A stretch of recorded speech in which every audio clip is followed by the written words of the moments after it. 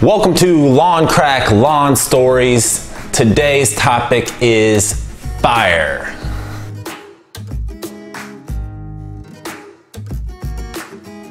What is going on? My name is Ryan Shimana. I am the host of the video today. And this is a new series we're doing here at LawnCrack called Lawn Care Stories. The topic today is fire. So as you can imagine, this is not gonna be a very pretty video. You may not want to hear this stuff, but hopefully you can learn from my mistakes and you don't run into these issues and burn up your equipment like I did.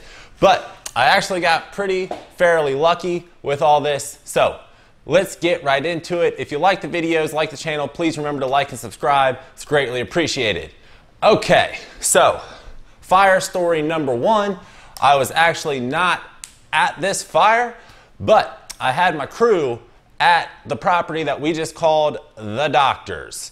He had roughly 6 acres of turf. It's a house, a pool house, a pool. I mean, probably over a quarter mile of driveway to edge, a big loop in the middle, like 8-car garage or so. I don't know.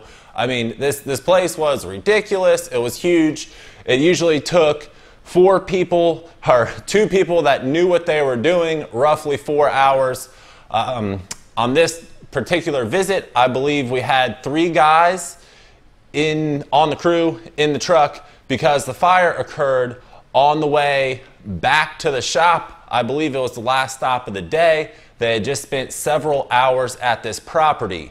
Okay, so this is back when we were running F-250s with 16-foot trailers behind it. We had a 0-turn, a walk behind, a gate mower, and then, you know, all the handheld stuff was in the bed of the truck. I never got into spending money on trimmer racks and stuff like that. But hey, this may turn into an ad for a trimmer rack commercial. But the issue was that we had leftover mulch in the bed of the pickup truck. So after the trimmer got done trimming the doctor's property for probably 2.5 to 3 hours, basically non-stop, because if you weren't super fast at trimming and edging, it would definitely take you that long. So he was probably running this trimmer for almost 3 hours non-stop and then stuck it in the bed of the truck on top of the mulch that was in the bed of the truck, and then they proceeded to hop on the interstate and drive back to the shop. Well, as they're going down the interstate, somebody pulls up alongside the truck and flagging them down. Hey man, so the driver rolls the window down. What's up, man? He's like, your truck's on fire. So he looks in the rear view. Sure enough, the bed of the truck's on fire, and they pull over, and I don't exactly know how they got the fire out. There were fire extinguishers in the truck per DOT, as there should have been, but they put the fire out. All that was lost was that trimmer. A couple other pieces of equipment did get burned, but were not ruined, but that trimmer was toasted, unusable. Anything around the whole engine was gone, so I think we used it for parts for the trimmer head and stuff like that. But that was fire number 1, lesson number 1. Fire number 2. I was actually at fire number 2. It happened at my house where I've shot several videos where I used to live. I've moved since then, but we were doing some mower maintenance in the garage. I forget exactly what was going on and how this went down, but it 100% happened. And so we were trying to do something to this mower. It was an Exmark turf tracer. It has nothing to do with it being an Exmark. That's not the reason it caught fire. But I was trying to get a bolt like on the top of the engine loose or something. I forget exactly what I was doing. And I can't remember if gas had spilled or if we had been using maybe WD-40 or something trying to get this bolt loose. But then I was like, F this. I'm grabbing the torch, right? So whatever was sitting right around that bolt, whether it was gas that had leaked out one way or another, or whatever we were using as far as WD-40 or PB Blast or whatever, the residue from that, when I hit the bolt with that torch, the whole mower caught on fire. The flames were I was in the lower part of that garage. It was like the big part out front and the little part in the back. I was in the little part. The flames were going all the way up to the ceiling. I got one guy, he just took across, he went running across the street like, I ain't gonna die in Kentucky.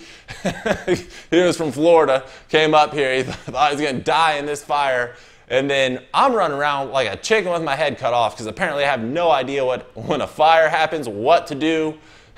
There seems to be a theme, but one of the other guys grabbed another fire extinguisher because we had several in the shop, and he put the fire out with the fire extinguisher. Thank God. Okay, so those are really just my 2 lawn care fire stories, but I have a bonus third one for you if you care to hear it.